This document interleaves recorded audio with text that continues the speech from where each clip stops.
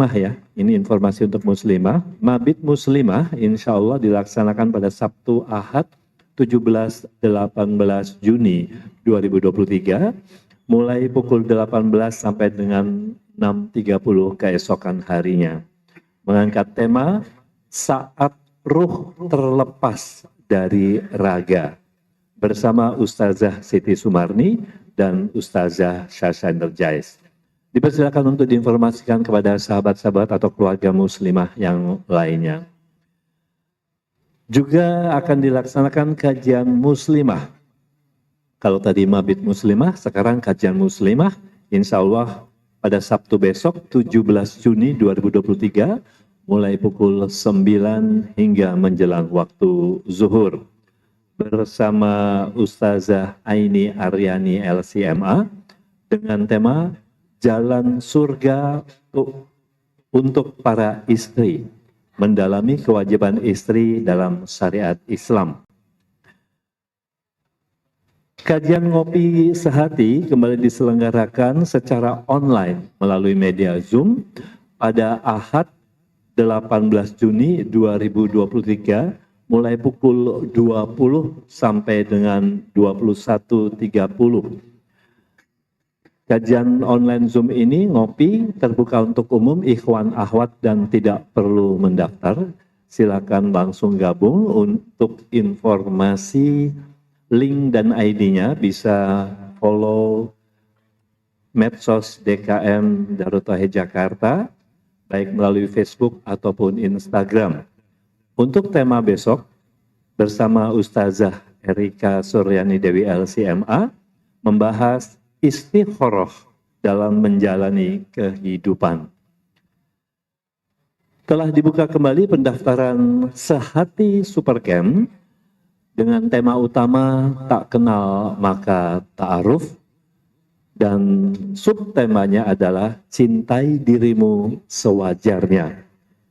Di acara ini jamaah bisa berkonsultasi secara lebih akrab dalam suasana alam yang insya Allah indah dan menyejukkan raga dan juga menyejukkan hati, insya Allah.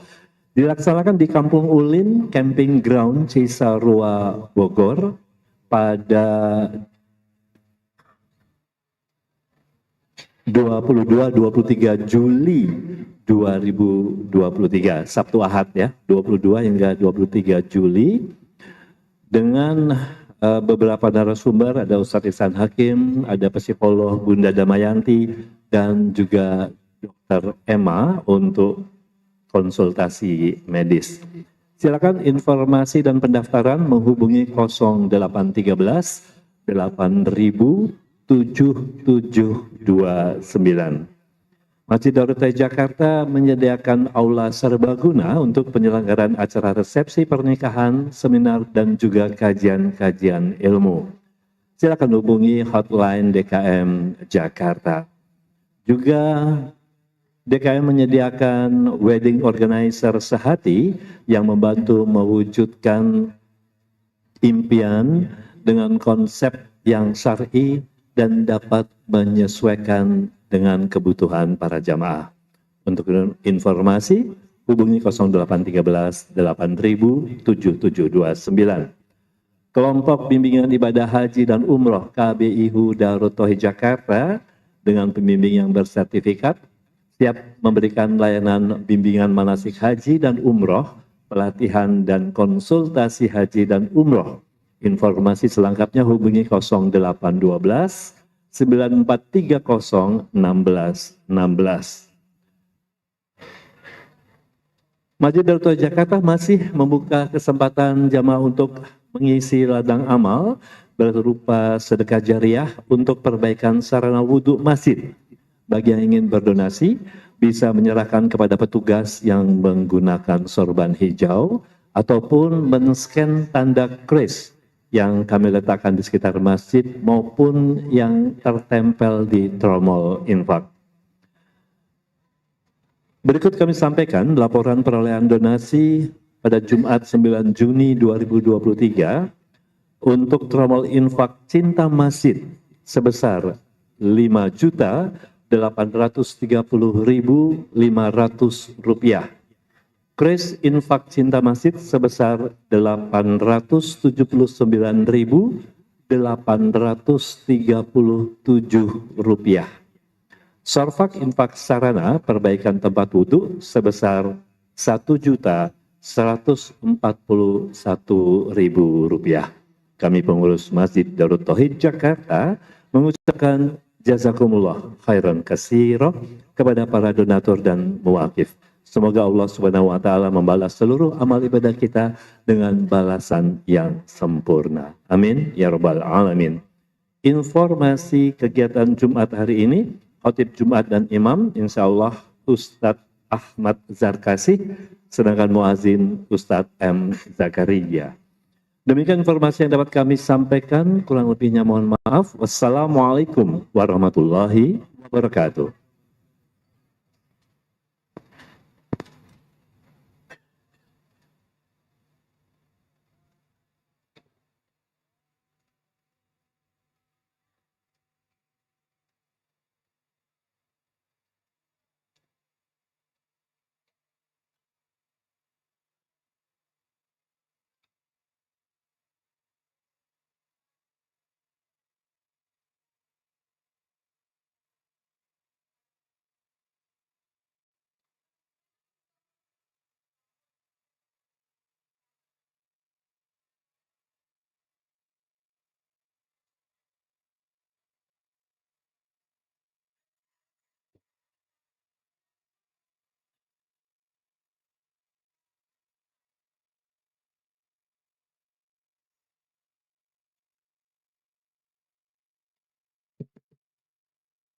Assalamualaikum warahmatullahi wabarakatuh.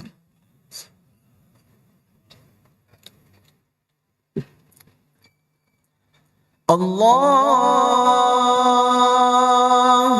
Akbar, Allahu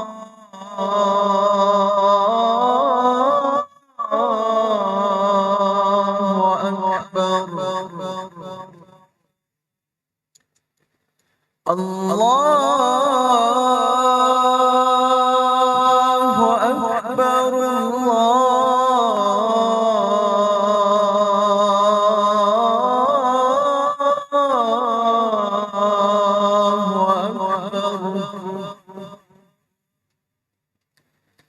Asyhadu an la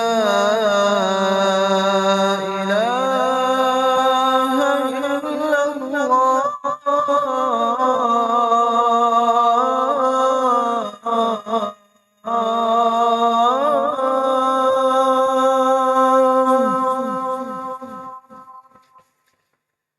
أشهد أن لا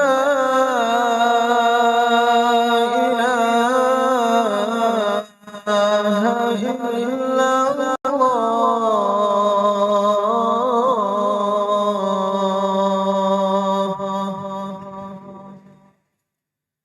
أشهد أن محمدا رسول الله.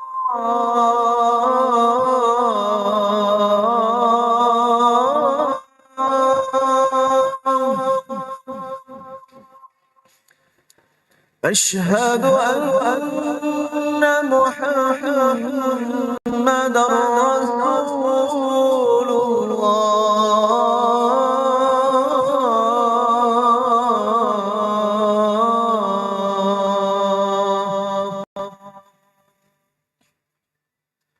حي على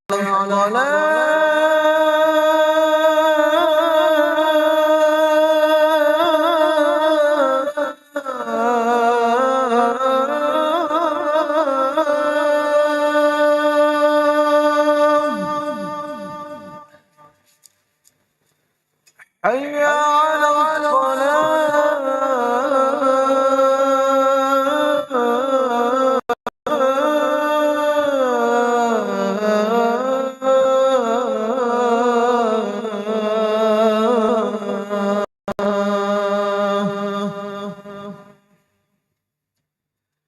حي على الفلاح.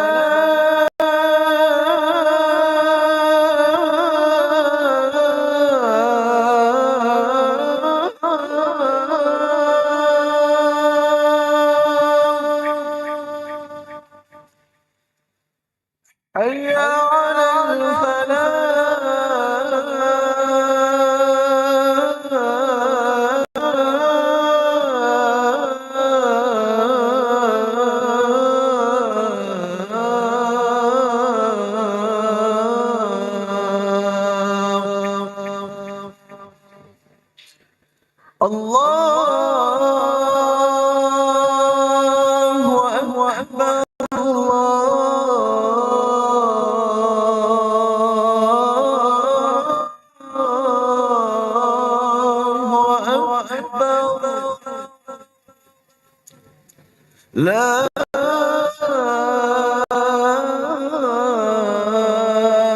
إله إلا الله.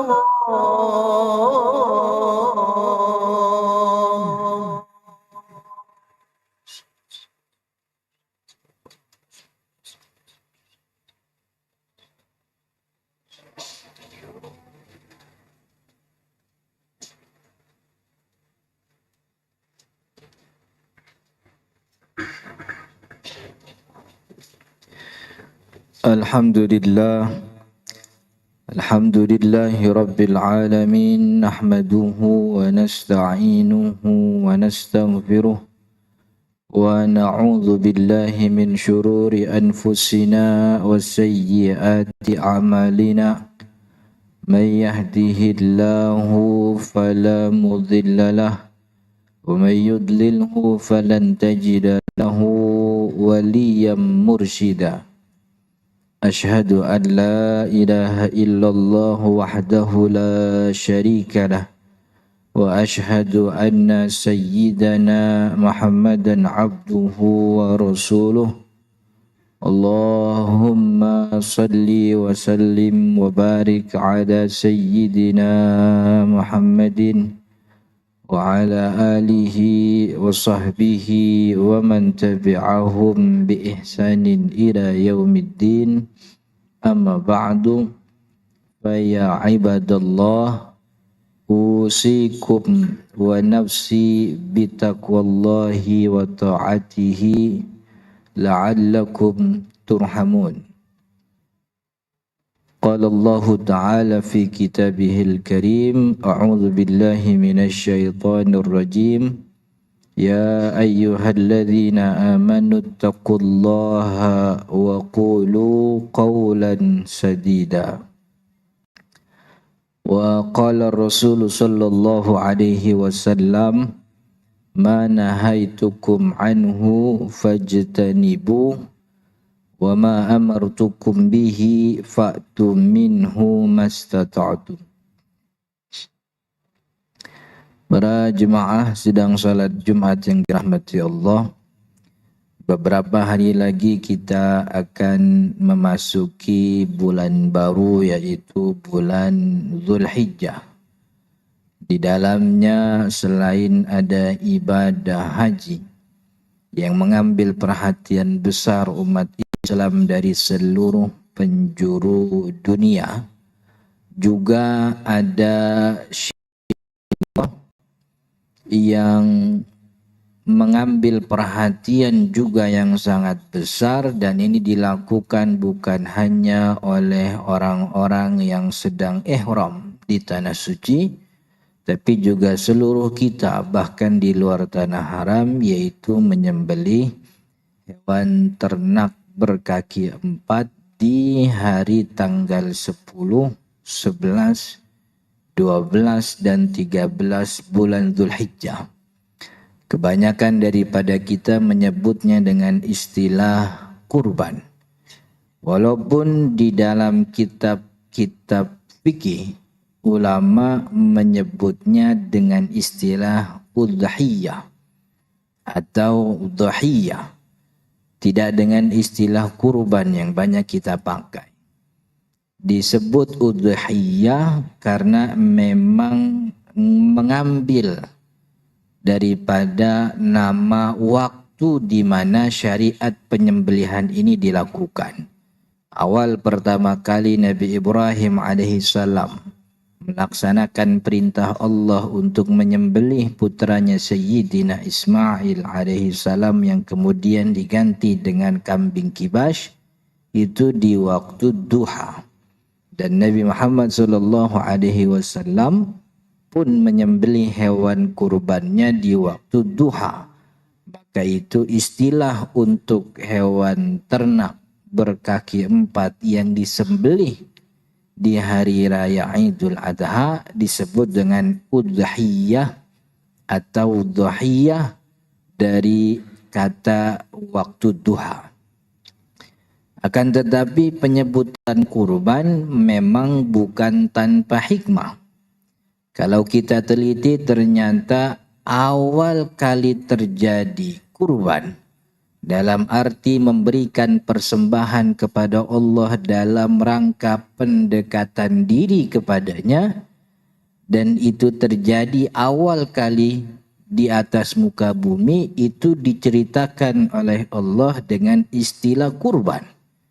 Dalam surat Al-Maidah ayat 27, Allah mengatakan kepada Nabi Muhammad, memerintahkan beliau sallallahu alaihi wasallam untuk menceritakan tentang kurban anak Adam. Kata Allah, watlu alaihim naba'a bnai Adam bil haqq idh qarraba qurbanan fatukubbira min ahadihima walam yutaqabbal minal akhar. Ini awal kali muncul kalimat kurban dalam Al-Quran, yang dalam maksud menceritakan pendekatan diri kepada Allah dengan persembahan, yaitu pada ceritanya anak Adam. Kata Allah kepada Nabi Muhammad SAW, ceritakan wahai Muhammad kepada kaummu tentang dua anak Adam, yaitu Qabil dan Habil, yang keduanya memberikan persembahan yaitu kurban sebagai rangka mendekati diri kepada Allah. Fatukubbira min ahadihima. Akan tetapi salah satu kurban dari dua anak Adam itu tidak diterima. Fatukubbila min ahadihima, diterima salah satunya, tapi yang satu tidak diterima, yaitu kurbannya Qabil. Dulu memang diceritakan bahwa Nabi Adam alaihissalam diperintah oleh Allah untuk menikahkan anak-anaknya dengan syarat jangan menikahkan anak yang satu rahim. Karena dulu Sayyidah Hawa diriwayatkan bahwa beliau melahirkan sebanyak 20 kali kandungan. Setiap kandungan berisi satu laki, satu perempuan. Maka agar terjadi keturunan, dinikahkanlah masing-masing anak laki dan perempuannya Nabi Adam, dengan catatan tidak dengan anak yang satu rahimnya. Maka ketika itu anak pertama Qabil dan Iklimah itu tidak boleh menikah. Qabil menikah dengan rahim yang berbeda, yaitu Layuza, atau dalam banyak kitab tafsir disebut Labuda. Dan Iklimah, saudari perempuan satu rahim Qabil, itu menikahnya dengan Habil, laki-laki satu rahimnya Layuza tadi. Dan Qabil tidak menerima aturan ini. Bahkan dengan congkaknya Qabil mengatakan, hadza laisa minallah. Ini bukan perintah dari Allah. Hadza min ra'yika indik. Ini dari perintah kamu saja wahai Adam. Menganggap bahwa aturan ini Adam yang buat-buat. Dia sangka bukan Allah yang memerintahkan. Maka itu Adam alaihissalam dapat wahyu dari Allah agar memerintahkan keduanya untuk memberikan persembahan kepada Allah. Dan karena Qabil ini petani, beliau mempersembahkan jagung hasil tanamnya. Sebagian riwayat menyebut hintoh, jelai. Dan Habil ini mempersembahkan kambing kibasnya, yang besar badannya, yang banyak dagingnya, karena dia tahu bahwa ini perintah dari Allah.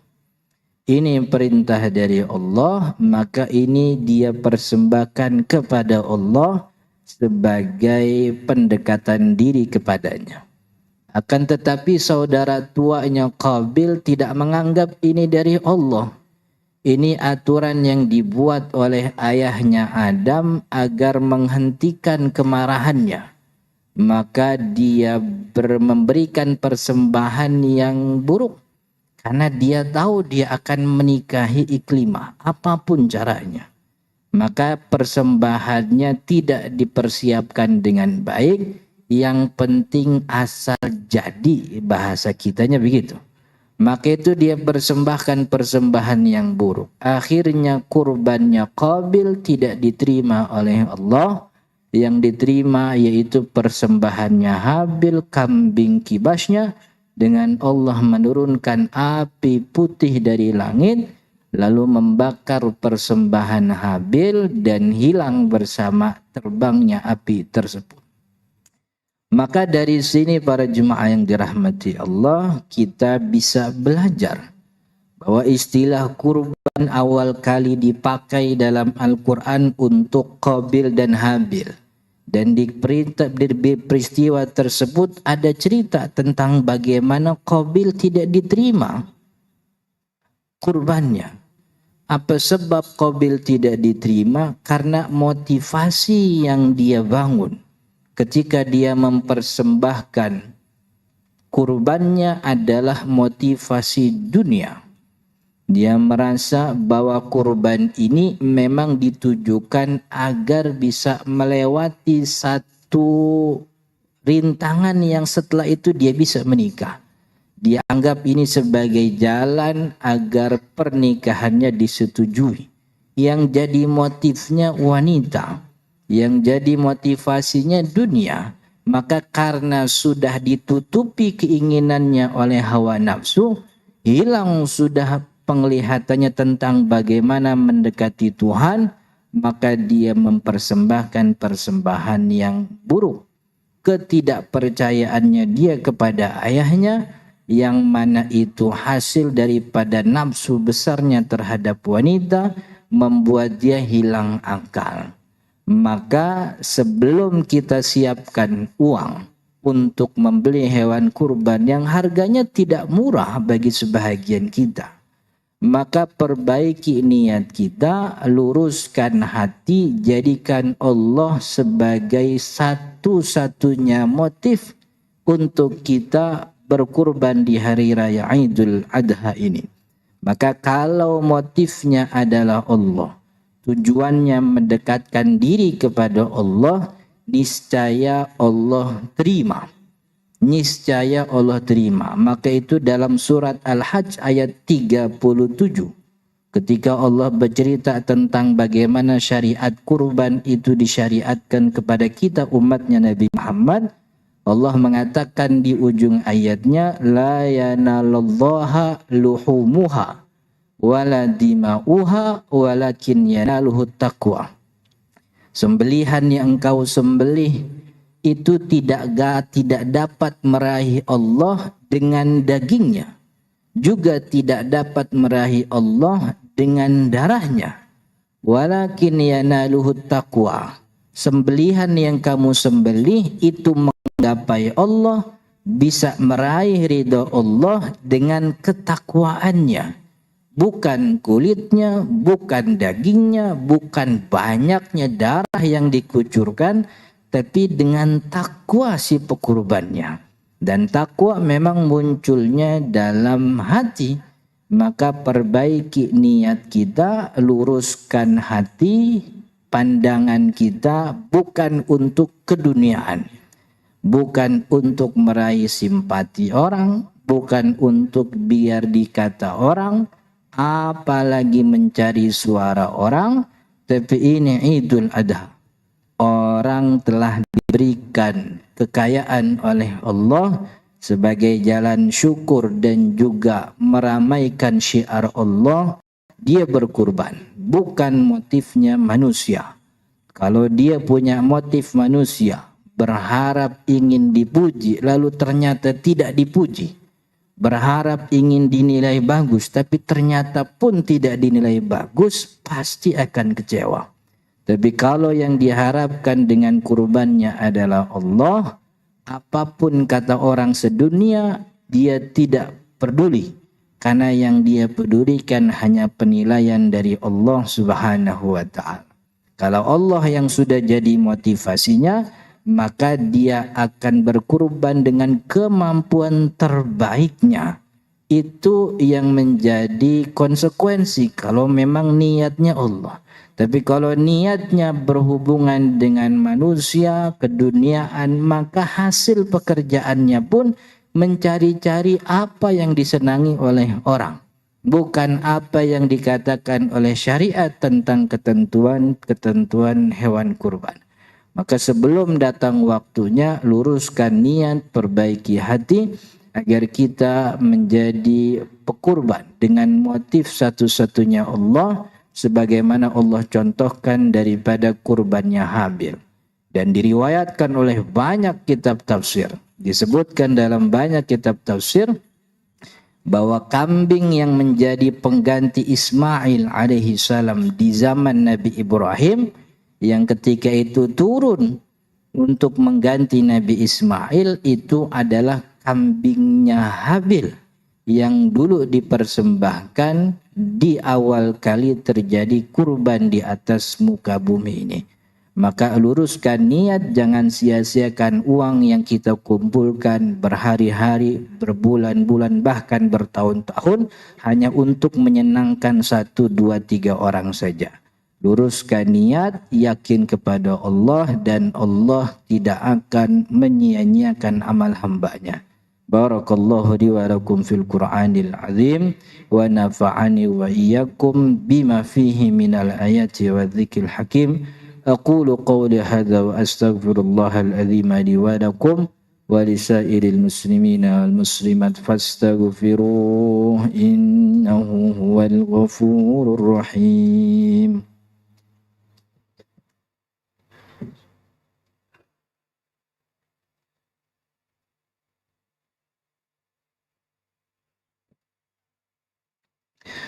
Alhamdulillahi Rabbil Alamin. Nahmadullahi hamdan hamdan wa nashkuruhu syukran syukran. Ashhadu an la ilaha illallah wahdahu la syarika lah. Wa ashhadu anna sayyidana Muhammadan abduhu wa rasuluh. Allahumma salli wa sallim wa barik ala sayyidina Muhammadin wa ala alihi wa sahbihi wa man tabi'ahum bi ihsanin ila yaumiddin. Amma ba'du, fa ya ibadallah, usinkum wa nafsi bitaqwallah bimtithali awamirihi wa ijtinabi nawahihi wa radiyallahu anha wa nurdi bihi. وقد قال الله تعالى في كتابه الكريم إن الله وملائكته يصلون على النبي يا أيها الذين آمنوا صلوا عليه وسلموا تسليما اللهم صل وسلم وبارك على سيدنا محمد وعلى آل سيدنا محمد وسلم تسليما كثيرا وارض عنا وعن الخلفاء الراشدين أبي بكر وعمر وعثمان وعلي وعن بقية الصحابة والتابعين وارض عنا وعنهم برحمتك يا أرحم الراحمين. اللهم اغفر للمؤمنين والمؤمنات والمسلمين والمسلمات الأحياء منهم والأموات. اللهم أرنا الحق حقا وارزقنا اتباعه وأرنا الباطل باطلا وارزقنا اجتنابه. اللهم انصر من نصر الدين واخذل من خذل الإسلام والمسلمين واجعل بلدتنا هذه إندونيسيا بلدة طيبة ورب غفور تجري فيها أحكامك وسنة رسولك. ربنا آتنا في الدنيا حسنة وفي الآخرة حسنة وقنا عذاب النار. عباد الله، إن الله يأمر بالعدل والإحسان وإيتاء ذي القربى وينهى عن الفحشاء والمنكر والبغي يعظكم لعلكم تذكرون.